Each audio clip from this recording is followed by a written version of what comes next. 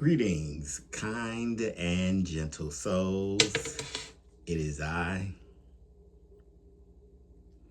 and we are here for my long form content challenge. For today, I've made a challenge to myself to film at least one long form content video per day. I don't know how long this challenge is going to last. I made it up at the clear blue sky. But today, I wanted to talk about formatting and structure for individuals that are recording a podcast. Formatting and structure for individuals that are creating podcast recording. All right. And my name is James Edwards. I am the clinical director for the Quality of Life and Recovery Center, and I am also the community administrator on the school platform for the e-learning academy. That is a free community there on the school platform. And in the process of becoming a content creator, just creating content, finding my very own voice, my subjects of interest, and sharing a message is really, kind of what it's all about. I've just learned a ton. And so for about a week or so, I'm going to film some long form content videos to post on the Quality of Life and Recovery YouTube channel. So check us out there. This challenge just started yesterday. Yesterday, we talked about tips and strategies in sales and marketing. We talked about the lead magnet. One of the things I learned about at the end of last year was the use of lead magnets is the word that I'm trying to say, James.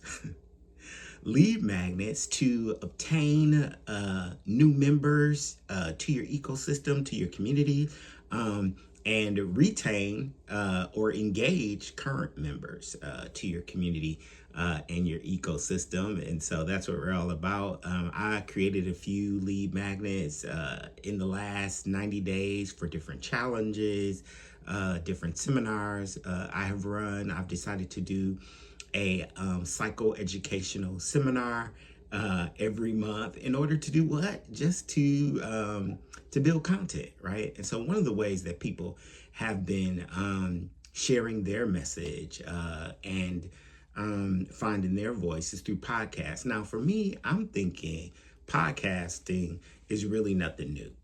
It's been around since the days of Phil Donahue, the late night talk shows, right? People have always done interviews.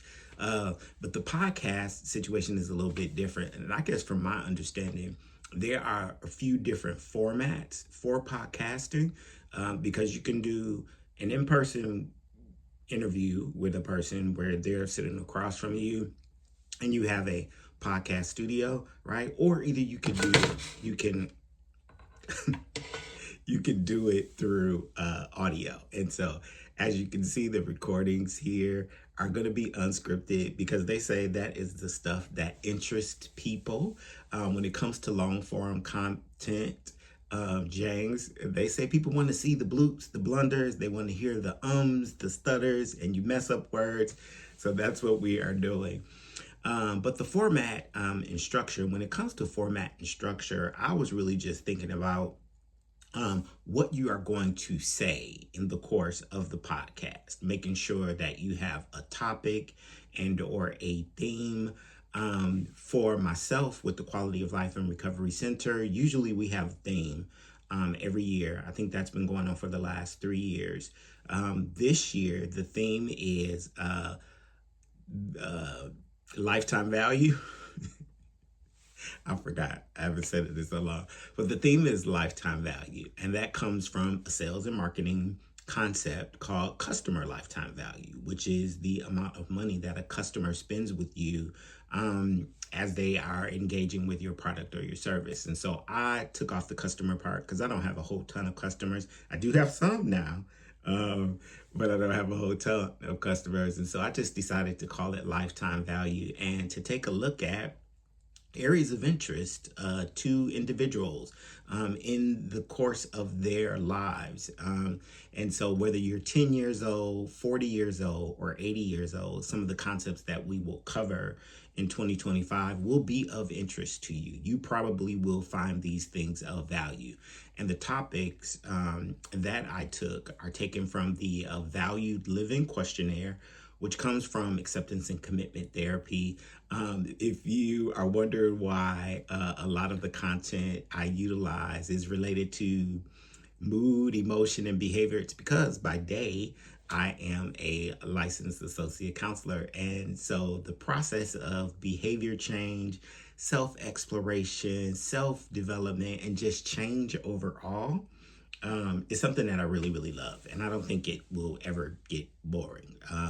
Mental health and physical well being is going to be a topic of discussion and interest to us for quite some time. And so I'm not expecting to run out of content there. But when it comes to podcasting, I think I've been podcasting for about 2 years. 2 years. I've had a podcast, and it started out on a different platform. It started out on Spotify for podcasters.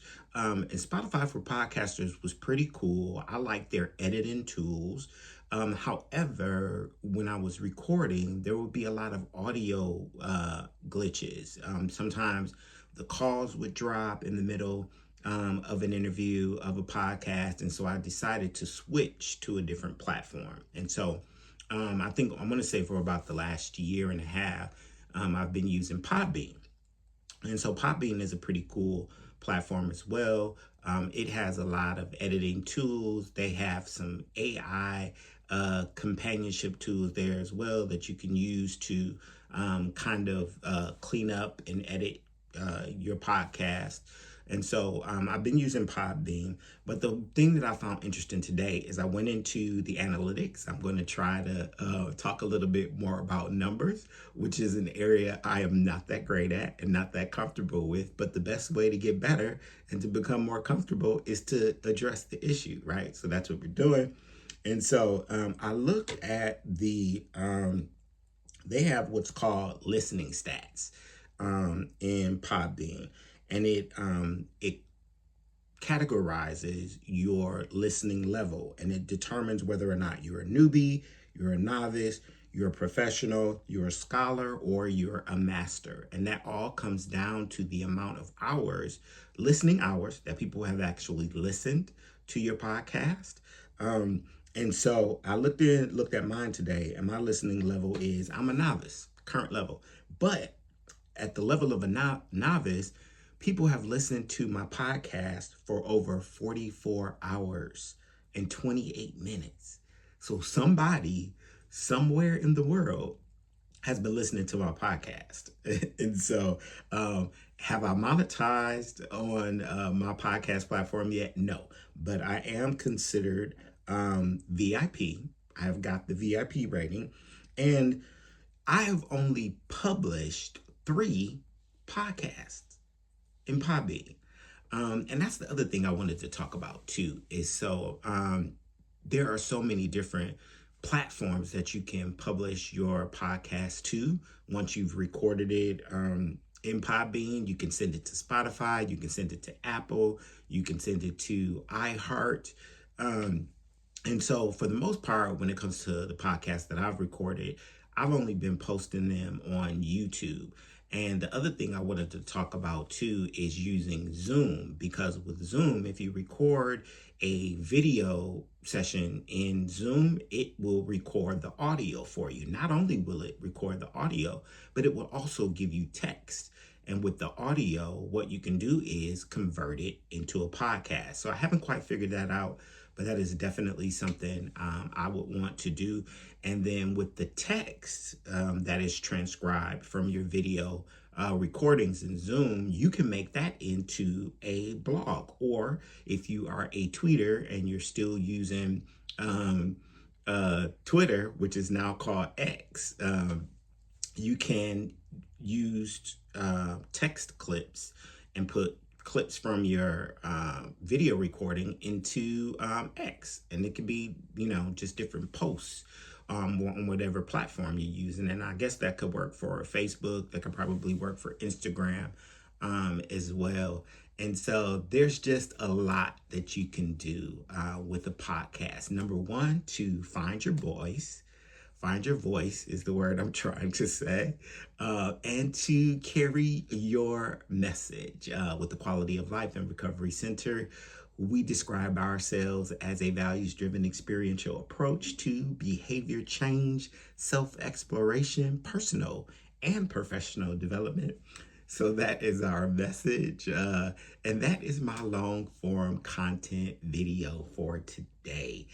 Actually, I decided to film this video right now because I was scheduled for a podcast tonight.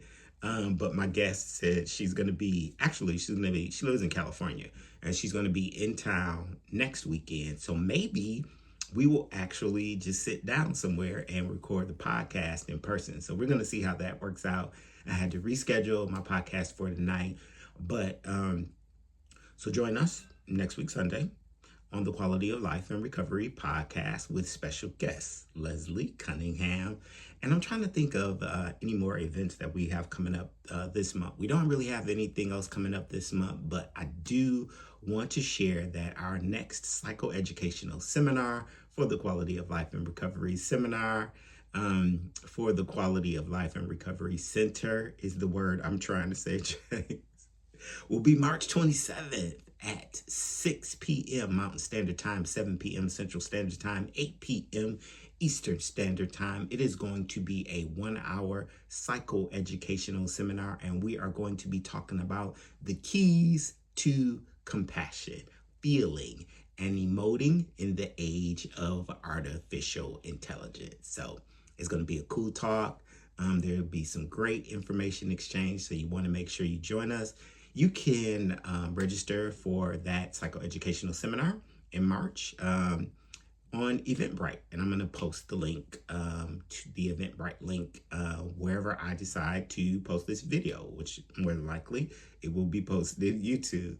But I want to thank you guys for hanging out with me again here tonight for our long form content for today.